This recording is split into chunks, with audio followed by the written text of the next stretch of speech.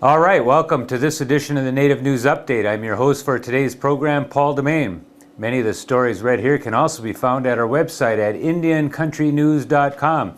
Here is the news stories for the day from the Associated Press and other Native news sources. One of two men charged with killing fellow American Indian Movement member Anime Piktuaqash in 1975 has been denied freedom a second time. A federal magistrate judge says Richard Dickey Marshall must stay in Rapid City Jail until his trial.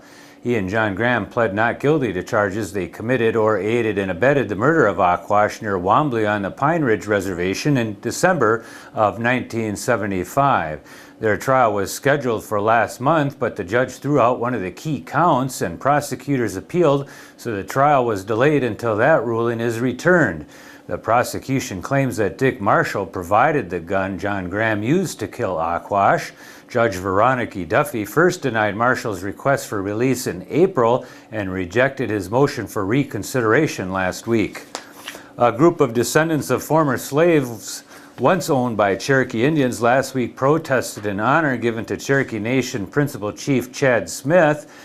Smith attended an American Indian symposium at the Scarvin Hotel in Oklahoma, where he received the Red Earth Ambassador of the Year award before the Red Earth Festival will begin this past weekend. The award is given by festival organizers to recognize people they believe have helped present a positive image of American Indians. But about a dozen protesters stood outside the hotel, saying Smith does not deserve any honor because he does not want the descendants, commonly known as freedmen, to be part of the Cherokee tribe. In March 2007, by a 3-to-1 margin, more than 8,700 Cherokee voters approved a constitutional amendment that would have removed about 2,800 freedmen from the tribe's rolls and therefore eliminate their eligibility for medical and other services provided by the tribe. The petition drive for the ballot measure followed a March 2006 ruling by the Cherokee Nation Supreme Court that said an 1866 treaty assured freedmen descendants of tribal citizenship in the Cherokee Nation. Freedmen maintain only Congress can change the treaty, not the tribe, because the tribe traded away the right to do so in the 1866 treaty. Spirit Lake Sioux tribal members who support the University of North Dakota's Fighting Sioux nickname say they're seeking a resolution from the tribal council in support. Eunice Davidson is spokesman for the pro-nickname group. She says its members plan to meet with the newly elected council members this week to talk about a formal resolution supporting the nickname.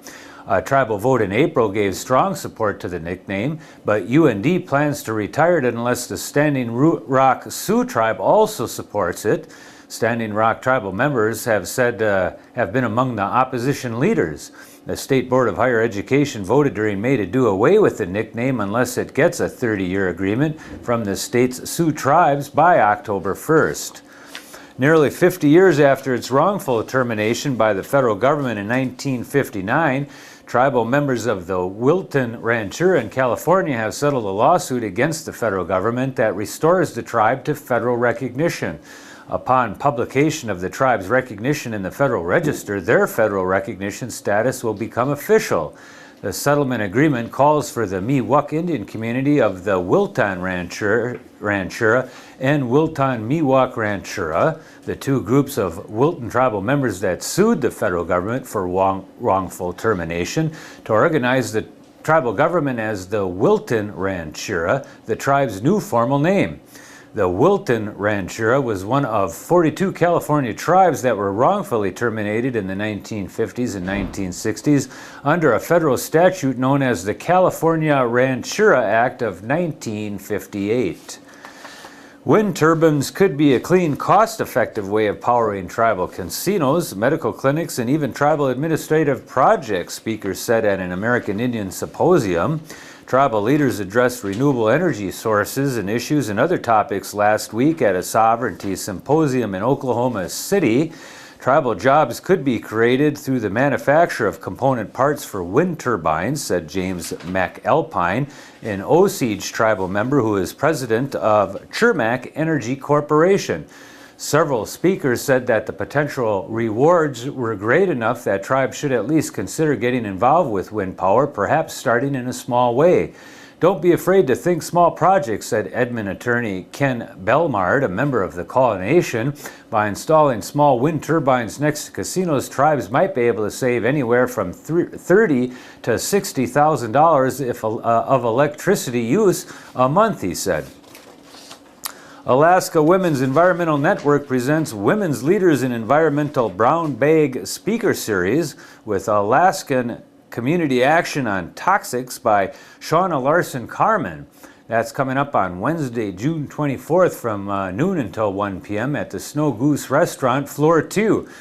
I believe that's in Anchorage, Alaska. We'll have to find out. Shauna was hired in the year 2000 by Alaska Community Action on Toxics to work as an organizer, then environmental justice coordinator. In the year 2005, she became the director of environmental justice programs.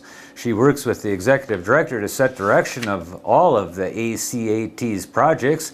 Shauna has helped establish an international reputation for the organization as it established programs in Alaska hospitals and clinics for safe disposal of medical waste.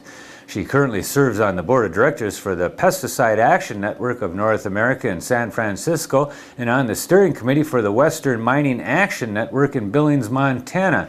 You can get more information at awenalaska@gmail.com.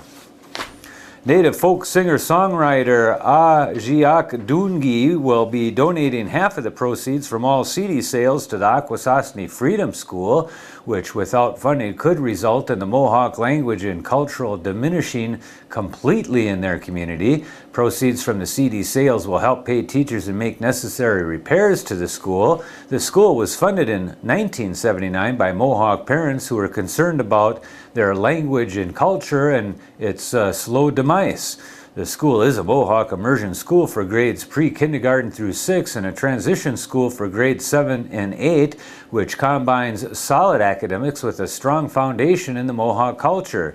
The school is run by tribal citizens and supported by the Mohawk Nation government as an effective way to not only reclaim education but also maintain the Mohawk language, history, and identity and a sense of nationhood. Ajiak Dungie, Four Wolves Prophecy CD can be purchased locally at CKON Radio and several other locations in and around the Akwesasne area. We noted the other day that Dolores Pollard has become the first woman to be elected chief counselor of the Haisla Nation government. That election was held on June 5th, and the Haisla are located in the Kitimat village at the head of the Douglas Channel in British Columbia's north coast. For hundreds of years, however, the Haisla people have occupied many villages throughout their territory along the western coast of British Columbia. Currently, Kitimat village is home to about 700 Haisla people, though their population is about twice that much. And that is the latest roundup of news from Indian Country on this edition of the Native News Update. We want to thank our underwriters for helping us with this broadcast. Stop in again soon for the next edition, and Miigwech for joining us.